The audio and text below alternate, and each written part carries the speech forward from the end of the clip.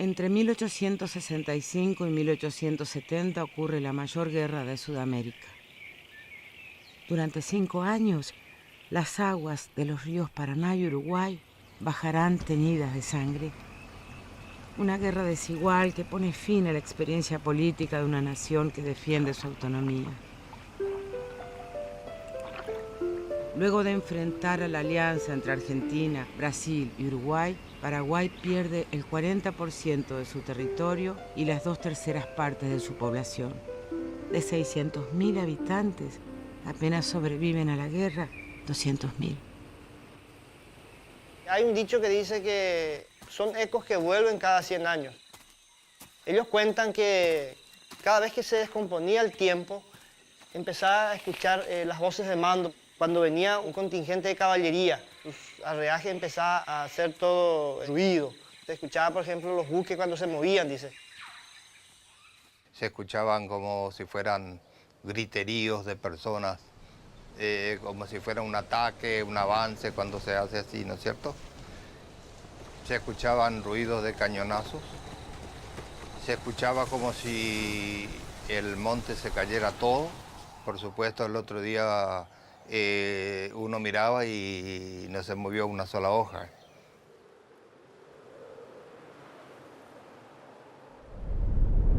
Civilización o barbarie es la consigna que guió a los gobiernos aliados en su lucha contra el Paraguay.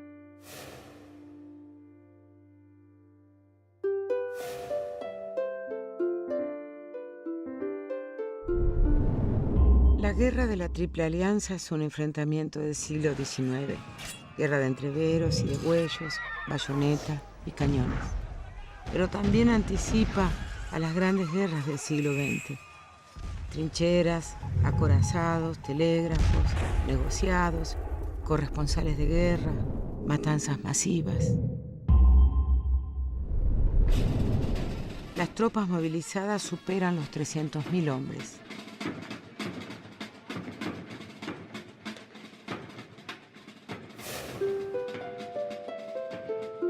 La fotografía es otro rasgo de su modernidad y le da carácter propio a una guerra que también se libra en las imágenes.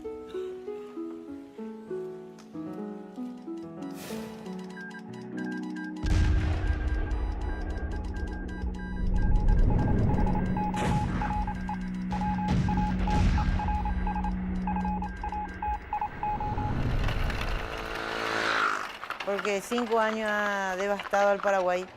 Aún no nos recuperamos nosotros de esa guerra, aún seguimos sufriendo las consecuencias.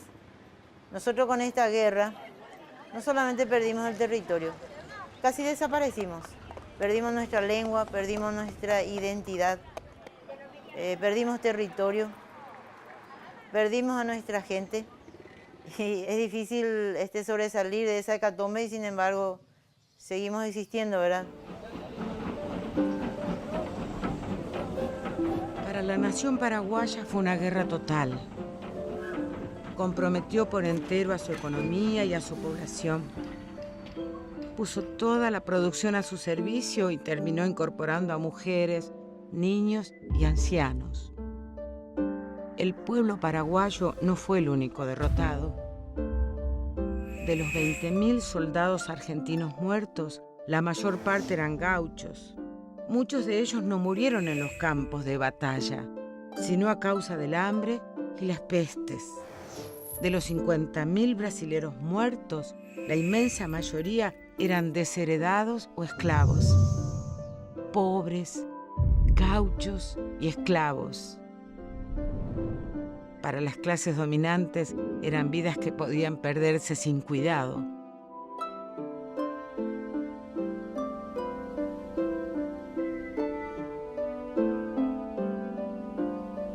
Las consecuencias más desastrosas de la guerra llegaron incluso hasta Buenos Aires de la manera menos esperada.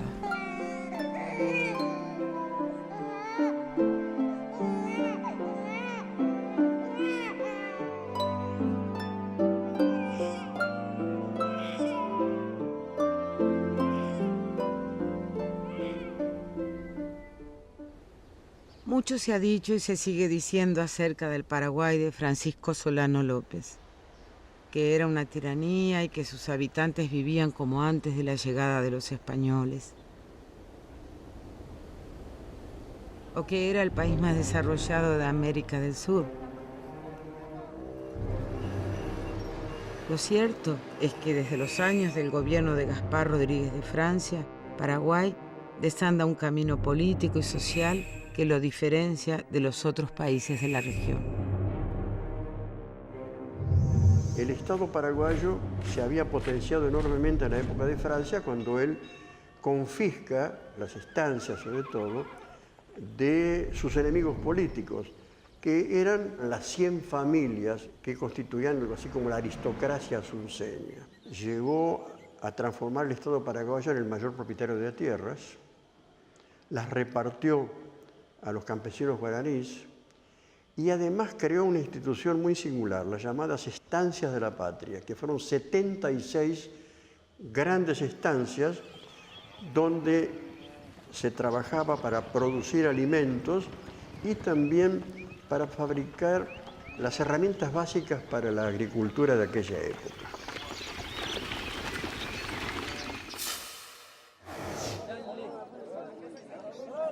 Uma sociedade extremamente singular, né, dominada em boa parte pela economia pequeno-mercantil, né, pela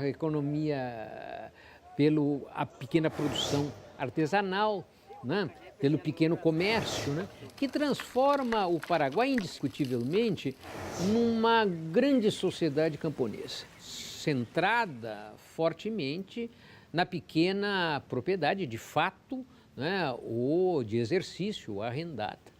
Né, algo absolutamente singular em relação ao Brasil e fortemente singular em relação à Argentina, né, com a destruição que se vivia crescente, uma das razões dessa guerra, dessa economia do interior, né, das provinciais argentinas. El gobierno de Bartolomé Mitre desde Buenos Aires y el del emperador de Brasil, Pedro II, hacen propia la tarea de aniquilar esta realidad política y social. El Paraguay de Solano López obstaculiza la expansión del capitalismo de libre mercado en la región y contrasta con el predominio de las minorías que se hacen fuertes en Brasil y en la Argentina. Paraguay es un objetivo a atacar. Nunca el sueño emancipador de San Martín, Bolívar y Artigas se vio tan postergado como durante los 5 años de la guerra.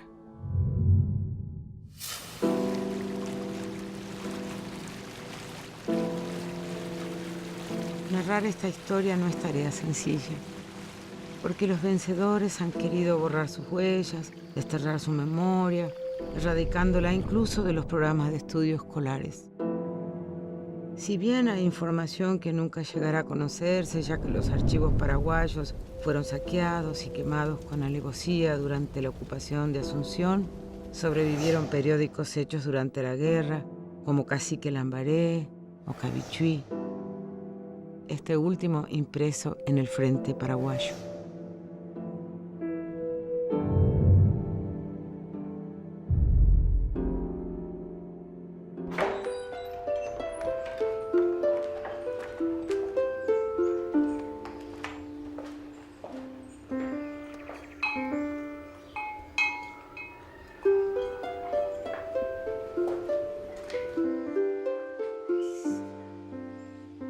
Hoy en Paraguay, la guerra Guazú, la guerra grande, vive en muchos de sus habitantes, en las trincheras que perduran abiertas.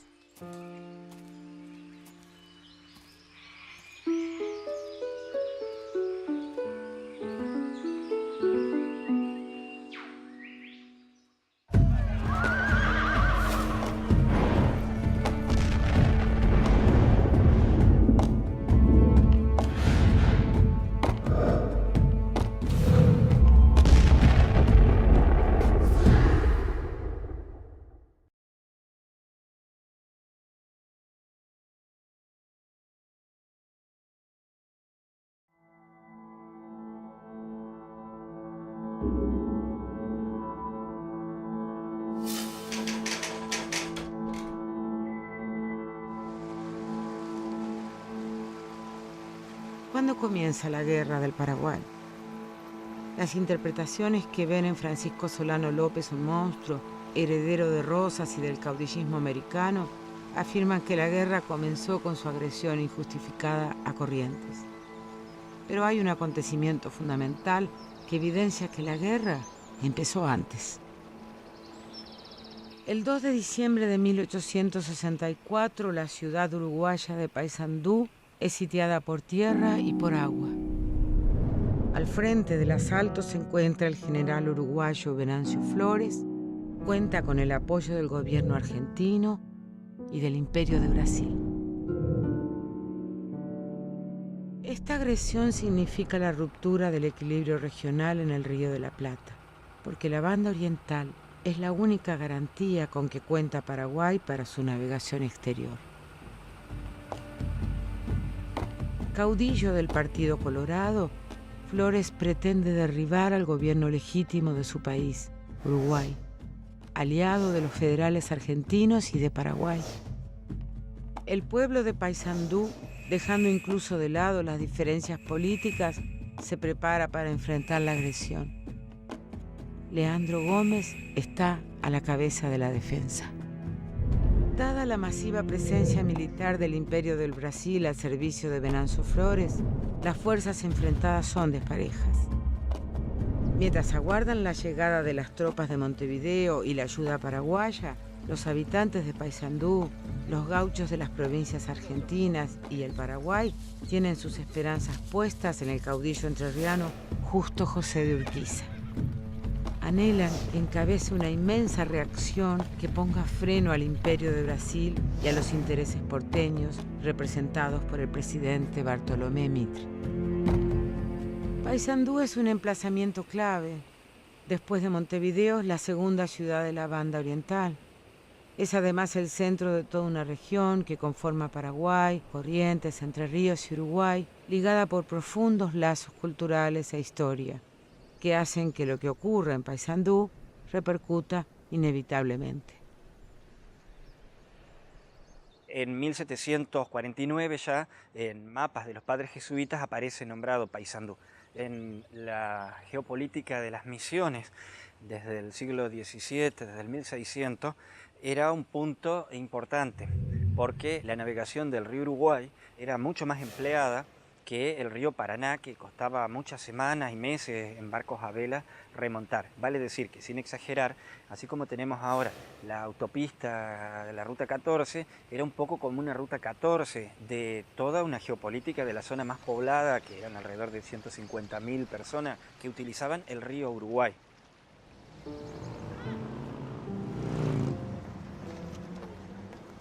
Los pobladores de la zona se desplazan de un lado al otro del río. En 1864, las fronteras nacionales no están del todo delimitadas. Las viejas pretensiones del imperio brasilero sobre la banda oriental se renuevan en esta coyuntura. Sus tierras fértiles, ricas en ganado, son codiciadas por los grandes propietarios de Rio Grande do Sul.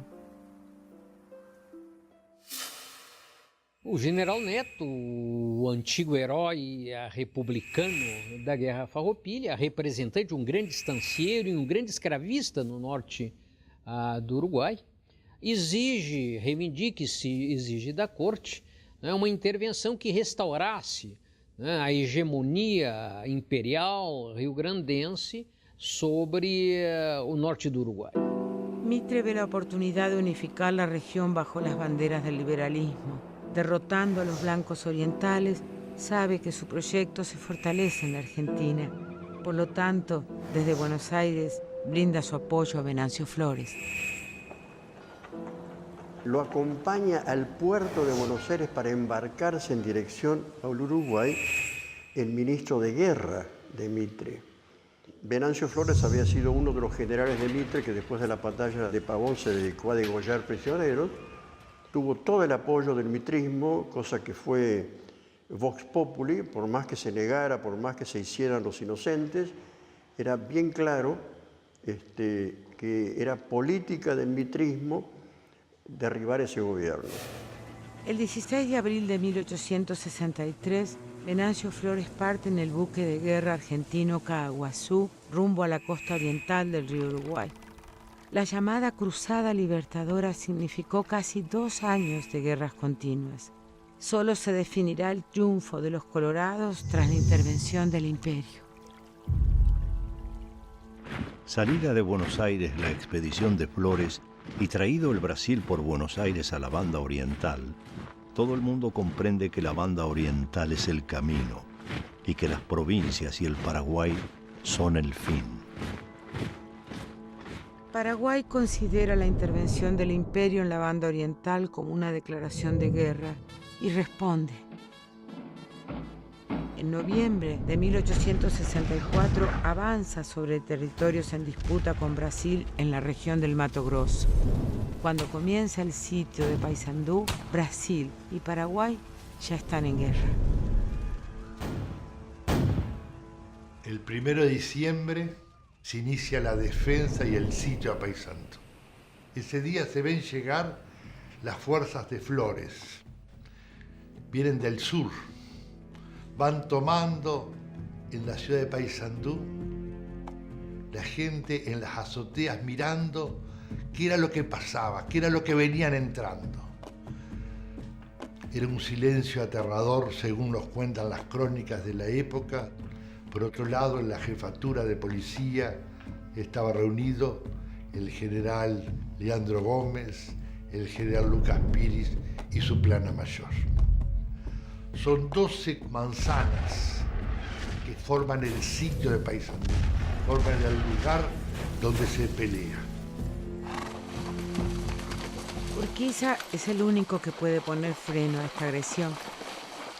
Entre Ríos ha tenido siempre una relación fraterna con la banda oriental. Las familias se entremezclan y los hombres de un país buscan trabajo en el vecino. El mismo Urquiza ha cruzado infinidad de veces el río Uruguay y entre sus ejércitos ha contado siempre con oficiales y tropa oriental. Quien inmortaliza las batallas que le dieron poder y presencia en la región es justamente un pintor uruguayo, Juan Manuel Blanes. Sus triunfos militares están representados en el Palacio San José por 8 pinturas de importante tamaño: Pago Largo, Don Cristóbal, Sauce Grande, India Muerta, Laguna Limpia, Vences, Caseros. Juan Manuel Blanes es elegido por Urquiza dada su condición de pintor americano. Habrá un nuevo cuadro que, además de un triunfo, celebre su lealtad con el federalismo y la causa popular.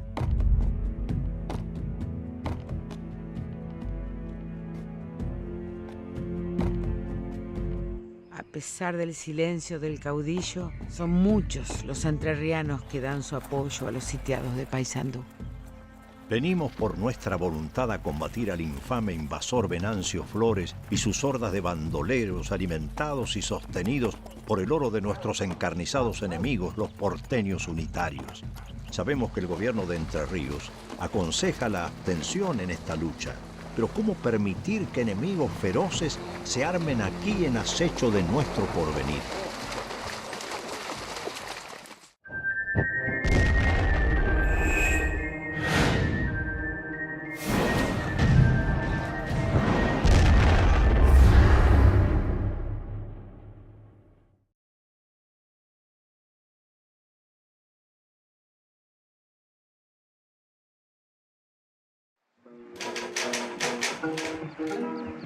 Oigo paisanos de saludo, la Troya americana porque lo es, todo esa cuna de valientes y cuna de 33. Tanto Oribe como Leandro Gómez eran masones, igual que Urquiza. Y en la reorganización de la masonería de Entre Ríos, en la década de 1850, como justamente estaba enfrentada la Confederación con Buenos Aires, la reorganización masónica y la unión no se hace con la logia de Buenos Aires, sino que se hace a través de la logia de Montevideo. Y la más importante de la provincia, que era la de Concepción del Uruguay, que era la logia Jorge Washington, de la cual era venerable el general Justo José de Urquiza, era a través de Leandro Gómez, que incluso viajó muchísimas veces a Concepción del Uruguay para reorganizar las logias. En Urquiza están puestas todas las miradas. Son tantos los compromisos que unen a Urquiza a Paysandú que se sigue esperando su pronunciamiento decisivo para la suerte de toda la región.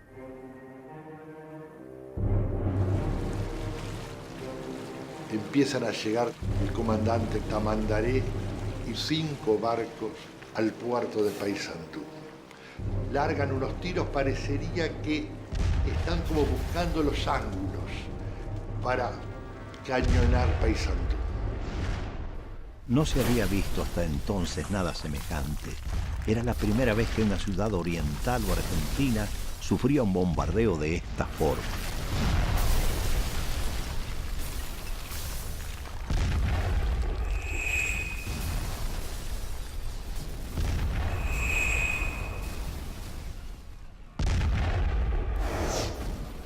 Se hablan de 15.000 hasta de 20.000 hombres sitiando este pueblo de Paysandú. Acá en esta plaza están 1.200 hombres, de los cuales 200 son soldados. El resto son ciudadanos comunes, el carnicero, el panadero, el estanciero, el peón, defendiendo esto contra 40, 50 cañones que están hacia el norte de la ciudad, en un lugar llamado Las Tunas. El 9 de diciembre de 1864 se pide una tregua y son evacuados los ancianos, los niños y las mujeres. Solo quedan en Paysandú 15 de ellas, que han decidido permanecer en la defensa junto a sus maridos. Los evacuados acampan frente a Paysandú, en la isla argentina llamada de la Caridad.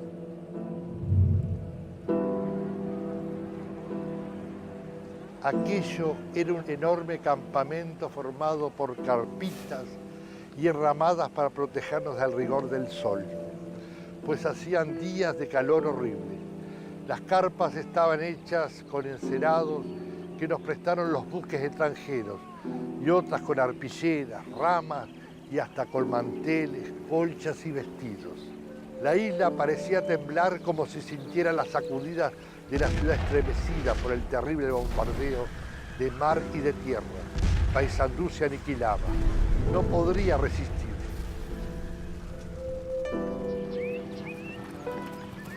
Los entrerrianos envían víveres a los refugiados. Este hecho dará el nombre a la isla de la Caridad. Pero al mismo tiempo, mientras Paysandú resiste con sus últimas fuerzas, Urquiza se reúne con el jefe de caballería del imperio, Manuel Osorio, y cierra la venta de 30.000 caballos de su propiedad.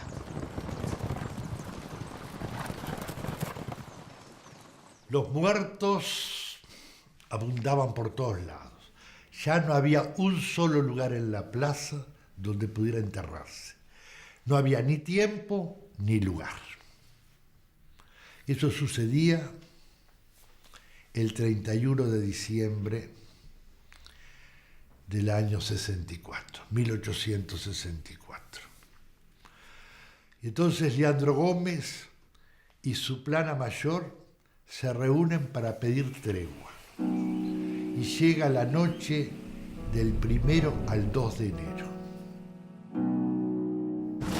Ingresan los soldados brasileros y le dicen a Leandro Gómez: general, dese por prisionero. El jefe de la resistencia de Paysandú, Leandro Gómez, es fusilado por un pelotón de hombres de Venancio Flores. En esta pared fueron fusilados Leandro Gómez, Eduviges Acuña, Juan María Braga y Federico Fernández. El 2 de enero de 1865 cae Paysandú. Urquiza pudo evitar que la Guerra del Paraguay tuviera aquí su primer capítulo. Cientos de cadáveres que permanecen en las calles son arrojados por los ocupantes a una fosa común. El cuerpo de Leandro Gómez fue tirado acá para que desapareciera. No recuerdo si fue al segundo día o al tercer día en que el doctor Mongrel más Mariano Pereda vienen, reconocen el cuerpo y lo esconden lo entierran de vuelta en este cementerio. No sabemos en qué lugar. El cadáver de Leandro Gómez, apenas muerto, ya había sido vejado. Sí, exacto. Entonces temían que siguiera siendo vejado. Por lo tanto, había que conservarlo de alguna forma.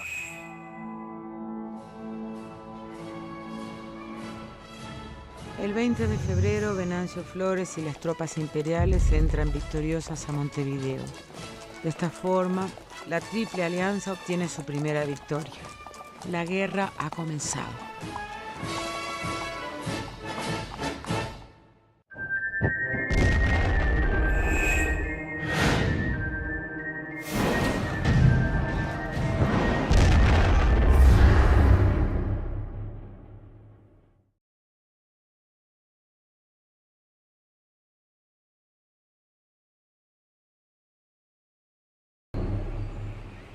A comienzos de enero de 1865, cuando Paysandú acaba de caer, Francisco Solano López pide a Buenos Aires, por consejo de Urquiza, autorización para pasar con sus tropas por el norte de Corrientes. Quiere llevar la guerra a Brasil, también por Río Grande do Sul. Pero argumentando la neutralidad argentina, Mitre le niega el paso a López. La neutralidad de Mitre, que más bien es nutrialidad, no significa sino un sistema de hostilidad disimulada, mediante la cual se da o pretende darse la comodidad de hacer la guerra a los otros sin que los otros se la hagan a él.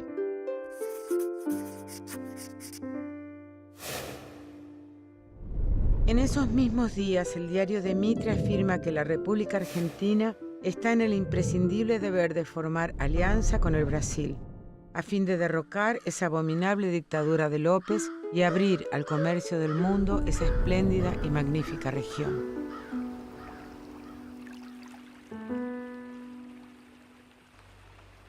La negativa del gobierno argentino, que ya obraba de acuerdo con el Brasil, junto con los insultos que la prensa porteña le dedicaba a López y a su mujer, Madame Lynch, terminaron de exasperar los ánimos del presidente paraguayo. Julio Victorica es enviado por Urquiza a entrevistarse con Solano López en Asunción. El mariscal argumenta que si el caudillo entrerriano se muestra decidido a enfrentar a Buenos Aires, luego lo ayudará a que vuelva a la presidencia de la Argentina. Pero ante el señalamiento de que Urquiza no retomaría los viejos planes del federalismo, Solano López alzó el tono y afirmó: Entonces, si me provocan, lo llevaré todo por delante.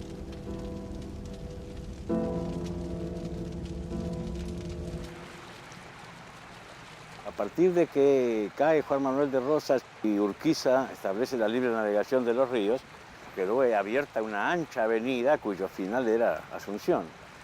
Se iba a tratar de poner a los paraguayos en el comercio, como se decía vulgarmente, de manera que el río no solamente se convierte en una importantísima vía fluvial, sino que además en un camino para agresiones colonialistas. La grave situación que amenaza convertir al Paraguay en una nueva Paysandú lleva al presidente López a convocar al Congreso Nacional. Tras 40 días de deliberaciones, el 18 de marzo el Congreso paraguayo otorga a Solano López el grado de mariscal de los ejércitos patrios y autoriza la declaración de guerra al actual gobierno de la Argentina.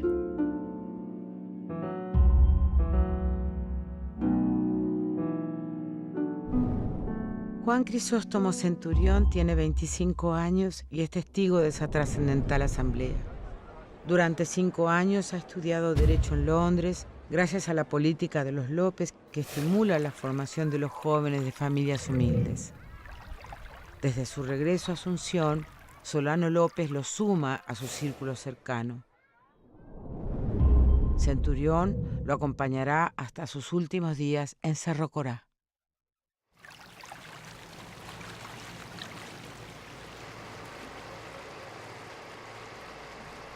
Malo amigo. El Paraguay podría tal vez haberse con una nación, pero con dos que necesariamente han de hacer causa común, me parece muy aventurado. Es una gran imprudencia y el que mucho abarca, poco aprieta. A no más de 80 kilómetros de la ciudad de Corrientes, en la fortaleza de Humaitá, se concentra el grueso de los ejércitos paraguayos. Informado de estos movimientos militares, el gobernador correntino Manuel Lagraña solicita refuerzos a Buenos Aires, pero el presidente Mitre lo desoye. No acusa recibo de la declaración de guerra paraguaya y manda colocar en el puerto de Corrientes 2 vapores de guerra, el Gualeguay y el 25 de mayo. Al amanecer del jueves santo 13 de abril de 1865, 3.000 hombres a las órdenes del general Wenceslao Robles bajan por el río Paraná, transportados en 5 vapores de bandera paraguaya. Pasan frente al puerto de la ciudad de Corrientes y continúan aguas abajo. Pero con una maniobra repentina, la escuadra enfila hacia donde están anclados los vapores argentinos que, aunque viejos, están equipados para la guerra. Los abordan y mediante una breve refriega los capturan. Enseguida, el general Robles desembarca con su tropa en una pequeña saliente de la costa, junto al fuerte La Batería, y lo toma por asalto. Doy a usted la mejor noticia de Pascua que pudiera esperar, por la que le felicito cordialmente. López pisó en la celada, nos llevó los vapores de Corrientes. Nada de reclamaciones, la bofetada ya está dada. Tendremos guerra. Cambiamos 2 cascos viejos por medio Paraguay. La población correntina estaba dividida. Había un sector importante, especialmente los antiguos federales, que simpatizaban con el Paraguay. Cuando los paraguayos llegan, los reciben en la Casa de Gobierno con la bandera paraguaya izada.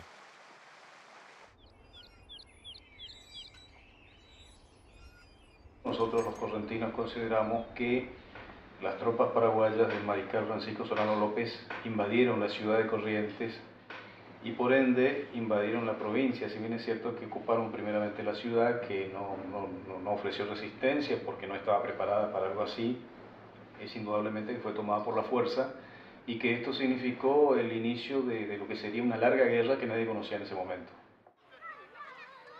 El gobernador Lagraña escapa de la ciudad de Corrientes hacia el suroeste de la provincia y se instala en San Roque. En Buenos Aires, el presidente Mitre exalta los ánimos nacionalistas, llama a los porteños a presentarse en los cuarteles en 24 horas, promete llevar sus ejércitos a Corrientes en 15 días y entrar a Asunción en 3 meses.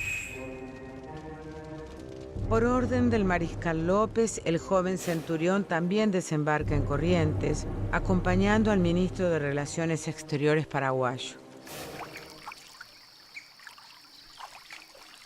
López quiere hacer de Corrientes un aliado en la defensa de una causa americana, en oposición a la política del imperio.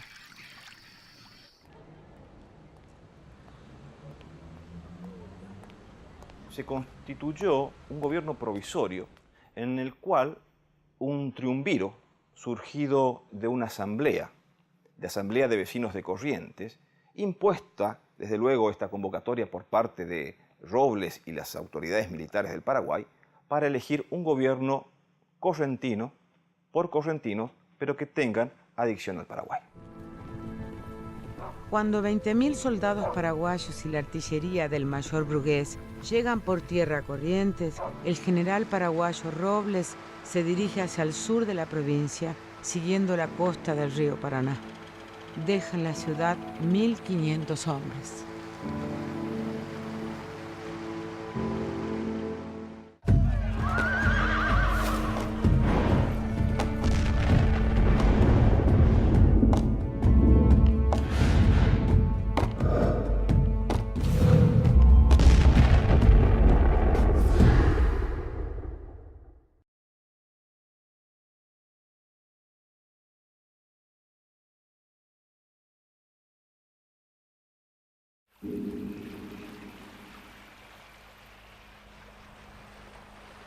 La ciudad de 1865 era una ciudad chata, con casas en galería, las calles eran chorreones que bajaban hacia el río. Esto es la punta San Sebastián y se ha salvado porque tenía un resguardo, una aduana en el extremo, porque las otras desaparecieron porque la gente se fue llevando el material para construir. Atrás está lo que se llama el Parque Cambacuá. Cambá quiere decir negro y cuá cueva. Los brasileños dejaron libres a los negros que los trajeron como esclavos, pero habían aprendido a combatir y habían visto otras formas de vida y de cerca la libertad. Entonces no corrieron el riesgo de llevarlos de vuelta al Brasil y quedaron acá. Y como no tenían de qué vivir, cavaron cuevas en las barrancas que había en esa época y vivían de limosna, pescando y demás. Ahora es una de las zonas más elegantes para residir de Corrientes, pero en esa época era lo más miserable que podía haber. El 1 de mayo de 1865, los gobiernos de Brasil, Uruguay y Argentina firman en Buenos Aires, en la Casa de Mitre, el Tratado de la Triple Alianza. El documento da inicio formal a la guerra contra Paraguay, pero se decide que su contenido permanezca secreto. El general Mitre asume la dirección de los ejércitos aliados. Había una posibilidad, una hipótesis que los mismos paraguayos no desechaban, que era la posibilidad de una alianza, cuando se produjese esta ocupación, de Urquiza y de la alianza específica de la provincia de Corrientes y de Entre Ríos, plegadas con el Paraguay para enfrentar a Mitre y así saldar la deuda inconclusa en Pavón. Pero Urquiza está lejos de satisfacer estas expectativas. Asiste a la firma del tratado secreto y promete mandar un ejército de 10.000 hombres a socorrer a los correntinos, jactándose de que los entrerrianos darán la batalla definitiva que termine con la invasión paraguaya. Mientras tanto, el general aliado Wenceslao Paunero es avisado de que en la ciudad de Corrientes hay solo una pequeña dotación paraguaya. Se lanza sobre ella apoyado por 8 acorazados brasileros y 2 vapores de guerra argentinos.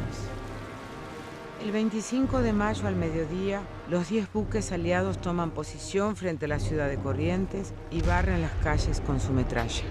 Para simbolizar la alianza, las naves argentinas llevan izada la bandera del Imperio de Brasil, mientras que las imperiales enarbolan la bandera argentina. Aquí es donde se produjo un desembarco planificado por Mitre y por sus generales, por los que lo seguían, como una forma de demostrar que estaban haciendo algo. Era el bajo fondo, por decir así, de este lado del arroyo Poncho Verde para acá. O sea, la gente de la ciudad no venía, inclusive a los soldados les decían los pollerudos, porque parece que de noche se disfrazaban de mujeres para poder asaltar a los vecinos que andaban por acá cerca. La idea era hacer un desembarco, apoderarse de la ciudad de Corrientes, y no había un después. Los soldados paraguayos se retiran por la orilla del río tras sufrir 400 muertes, pero en el desembarco también mueren 360 soldados aliados.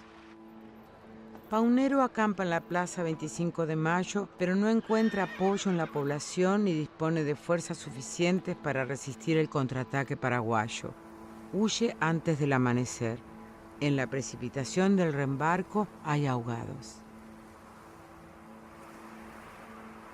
Enterado de que la reconquista aliada de la ciudad de Corrientes duró solo un día, el general paraguayo Robles desatiende una orden del mariscal que lo conminaba a retroceder y continúa avanzando hacia el sur. A esta altura, el río Paraná ya es dominado por la flota acorazada brasilera, la más poderosa de Sudamérica. En los primeros días de junio de 1865, 9 buques imperiales anclan 20 kilómetros al sur de la ciudad de Corrientes, en un afluente del río denominado Riachuelo. La tripulación de la flota baja todas las noches a dormir al monte del lado chaqueño para calentarse con fuego de leña y evitar los mosquitos. Entonces Solano López concibe un plan para apoderarse de algunos acorazados. De tener éxito, Paraguay podría mantener la resistencia en el río y quedaría abierta la comunicación y abastecimiento en el exterior. El 9 de junio, el mariscal López se traslada desde Asunción a Humaitá en el vapor Tacuarí y establece allí su cuartel general. Dispone una expedición de 500 hombres al mando del hermano del general Robles en 8 vapores mercantes improvisados de guerra. Las naves imperiales tienen que ser abordadas antes de que amanezca, sin dar tiempo a que se movilicen ni preparen sus cañones, obligando a la lucha cuerpo a cuerpo. Para la emboscada, López cuenta también con el apoyo de la artillería de Brugués y 2000 fusileros, que se ubican en una barranca sobre la misma boca del riachuelo en su unión con el Paraná. Estamos prácticamente en la gran cancha en la que se libró la batalla naval más importante de la historia de Sudamérica, que es la batalla de Riachuelo. La escuadra paraguaya remonta las aguas, viniendo por el lado de la costa de Corrientes y cañoneando la flota brasileña que estaba enfrente, hacia la costa del Chaco, la flota brasileña respondiendo al fuego y produciendo estragos en las cubiertas de los barcos paraguayos, que era donde iba la infantería muy amontonada. Entonces la fila brasileña sigue hacia este lugar hasta que la artillería de la costa del coronel Brugués rompe el fuego. Se arma una especie de esas de pelea de perros. Son casi 30 paraguayos que suben, barren la cubierta, los brasileños se refugian en la sentina de los barcos y se meten abajo, pero se acerca el Amazonas y ametralla la cubierta, mata a un montón de paraguayos. Cuando el número se reduce, los brasileños salen y prácticamente los matan a casi todos, algunos se salvan a nada. Desde aquella barranca, Centurión observa el sangriento y memorable combate. Era tan nutrido el tiroteo que el agua del río parecía hervirse, como si fuera bajo la acción del fuego, por las innumerables balas de cañón y de fusil de todos los tamaños que caían en ella. El concierto aterrador que producía el zumbido de estas al cruzar por el aire, siguiendo diferentes direcciones, era capaz de impresionar al más sereno de espíritu. ¡Qué música!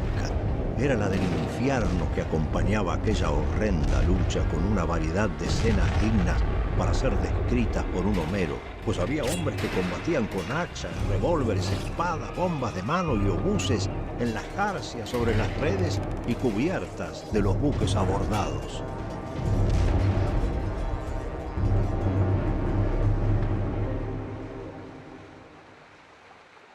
En la escritura de Centurión resuena lo que fue ese terrible enfrentamiento, el primero entre muchos que le tocará vivir. 4 vapores paraguayos muy dañados, entre ellos el Tacuarí, se retiran después de la lucha sin que los buques brasileros traten de impedirlo. En la batalla de Riachuelo, Paraguay pierde su improvisada flota y unos 2000 hombres. A partir de entonces, no podrá disputar el control de los ríos ni mantener contactos más allá del Río de la Plata para adquirir armamentos y provisiones. Pero la iniciativa de López no se limita al río Paraná. 10.000 hombres avanzan hacia el sur bordeando el río Uruguay y un día después de Riachuelo ocupan la ciudad brasileña de São Borja. La guerra recién comienza.